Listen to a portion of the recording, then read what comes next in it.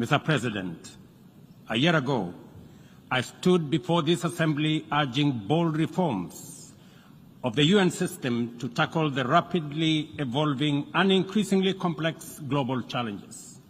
Today, that call is as urgent as it was then. The planet is heating up.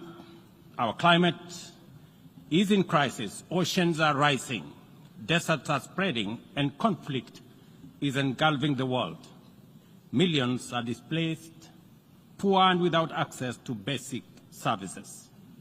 Unfortunately, our multilateral system has proven inadequate in addressing crises such as climate change, inequality, and debt, and it continues to falter in providing any, let alone timely solutions. Without immediate action, humanity will face an unprecedented global crisis. Today, we have no choice but to reject outdated systems and reimagine a framework of international cooperation that works for all 8 million of us in the planet. This means redesigning international financial system, strengthening partnership for common security, bridging the digital divide, and investing in human capacity, especially empowering women and youth. The window to achieve this is, however, fast closing. The Secretary General's 2024 SDG report paints a dire picture. Only 17% of SDG targets are on track, largely due to unmet financial commitments, and developing countries, particularly in Africa and the Global South, are facing severe funding shortages, and the gap is widening.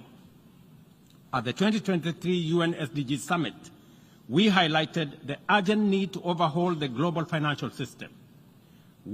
As we approach the fourth Financing for Development Forum in 2025, imaginative solutions for debt relief and development financing are essential to close the SDG gap. We must address the historical injustice of Africa's lack of permanent representation on the UN Security Council as a matter of justice in the ongoing UN reforms. Additionally, region-led peace operations, sustainably funded by the UN-assessed contributions, are critical in addressing today's complex security challenges. In Kenya, we aim to increase forest cover by 30% by planting 15 billion trees, an effort largely led by our youth. 2 weeks ago, I launched Climate Works, a program to employ 200,000 young people in sustainable public works focused on ecological restoration and infrastructure. But we must recognize that the pace of technological advancement, particularly with AI, is widening the global digital divide. Africa holds critical resources for the tech revolution, yet receives disproportionately low benefits. A year ago, I stood here at this Assembly to declare Kenya's commitment to contribute to an international security support mission to Haiti. Yesterday, I was in Port-au-Prince to witness the significant progress made by Kenya's Africa-led mission, even with the constraints of limited resources. What looked like mission impossible is now a present and real possibility for peace in Haiti.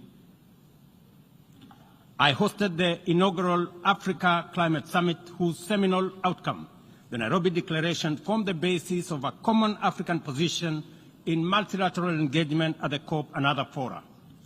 At the world's 21 IDA 21 Replacement Summit in Nairobi in April this year, the 17th AFDB replacement and IMF SDR rechanneling, we, together with African leaders, championed for significant enhancement of the concessional window of affordable financing available for developing countries to provide critical public services, undertake investment in economic transformation, and implement ambitious climate. On the basis of this progress, we have achieved under our current inadequate multilateral institutional framework, I am optimistic about what we can achieve under a radically reconfigured multilateral institutional framework. This is why reforms are an urgent necessity that we cannot delay.